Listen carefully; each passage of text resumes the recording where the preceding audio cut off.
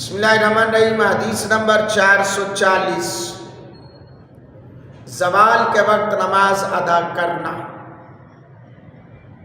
جی ہاں، زوال کے وقت، زوال ختم ہوا فی الفور، یہ نماز کی فضیلت بہت ہے۔ ویسے حضرت عبداللہ بن صائب رضی اللہ تعالیٰ عنہ بیان کرتے ہیں، نبی اکرم صلی اللہ علیہ وسلم نے سورج ڈل جانے کے بعد اور ظہر سے پہلے 4 رکعت ادا کی ہیں۔ آپ حضور علیہ السلام نے، حضرت عبداللہ بن صائب بیان کرتے ہیں، سورج ڈال جانے کے بعد اور ظہر سے پہلے 4 رکعت ادا کیا کرتے تھے۔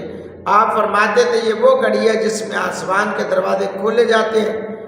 مجھے یہ بات پسند ہے کہ اس میں میری طرف سے نیک عمل اوپر جائے۔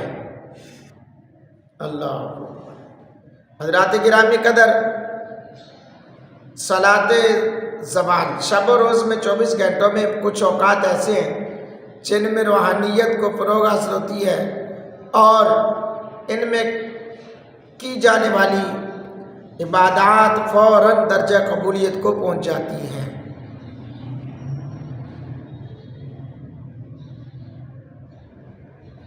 اللہ تعالیٰ کی بارگاہ اقدس میں دعا ہے کہ اللہ تعالیٰ ہم سب کو نبی پاک صلی اللہ علیہ وسلم کی سیرت کو اپنانے کی توفیق عطا فرمائے۔ رسول اللہ صلی اللہ علیہ وسلم کے غلاموں، یہ نبی پاک صلی اللہ علیہ وسلم کا فرمان، حضور علیہ السلام اس وقت عبادت میں مصروف ہو جاتے تاکہ آپ کے اعمال صالح درجہ قبولیت میں پہنچ جائے۔ آسمان کے دروازے کھلنے کے 2 مطالب ہو سکتے ہیں۔ نمبر 1، فرشتے نزول کرتے ہیں اور بندوں کے اعمال خیر لا کر بارگاہ خداوندی میں پہنچا دیتے ہیں۔ نمبر 2، اعمال خیر از خود اللہ تعالیٰ کی بارگاہ میں قبولیت کا درجہ حاصل کر لیتے ہیں۔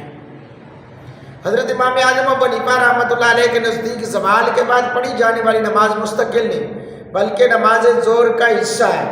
آپ صلی اللہ علیہ وسلم 4 رکعت سنت نماز ظہر کے حصے کے طور پر ادا فرماتے تھے۔